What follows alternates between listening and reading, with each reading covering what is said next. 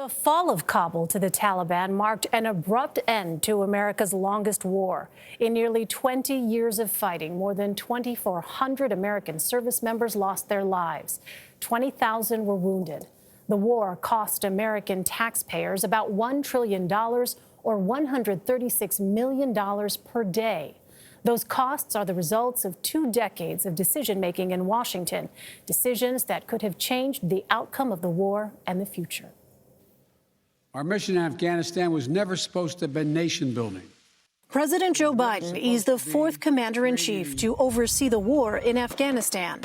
His decision to withdraw America's remaining forces by the end of the month led to scenes of chaos still unfolding at Kabul's airport. The conflict began just weeks after the 9/11 terror attacks. President George W. Bush said the mission was to capture or kill bin Laden and to go after al-Qaeda and the Taliban. These carefully targeted actions are designed to disrupt the use of Afghanistan as a terrorist base of operations. But by the next year, President Bush called for the reconstruction of Afghanistan. And by the time Barack Obama was elected, America found itself years into a second war, this time in Iraq.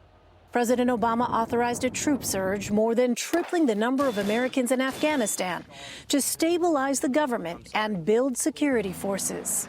The date for us to have completed our drawdown will not change. Troop levels later declined, but Obama did not meet his pledge to withdraw all but a small force by 2017. A peace deal signed last year by the Trump administration and the Taliban began the process of withdrawing the last American troops from Afghanistan. This was a country that really was a foreign culture and a foreign country that we didn't understand. Washington Post investigative journalist Craig Whitlock is the author of the upcoming book, The Afghanistan Papers, published by Simon & Schuster, a division of Viacom CBS.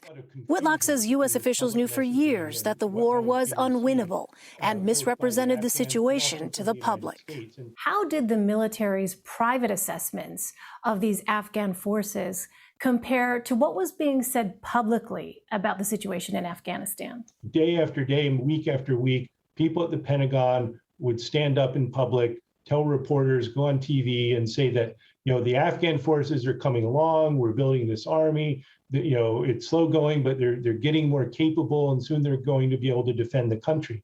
But in private, U.S. military trainers kept warning up the chain of command that, look, these guys can't hit the broadside of a barn. The costs of the war will continue for decades. More than 800,000 Americans served in Afghanistan. A Harvard study finds health care, disability, and other costs for veterans of the Afghanistan and Iraq wars will add up to another $2 trillion. Travis Hoare is with the Iraq and Afghanistan Veterans of America. They're going to need health care for their critical wounds of war for the rest of their lives. And VA must properly ensure that they get that health care for a wide swath of veterans that are younger, more diverse than any other generation that's happened before.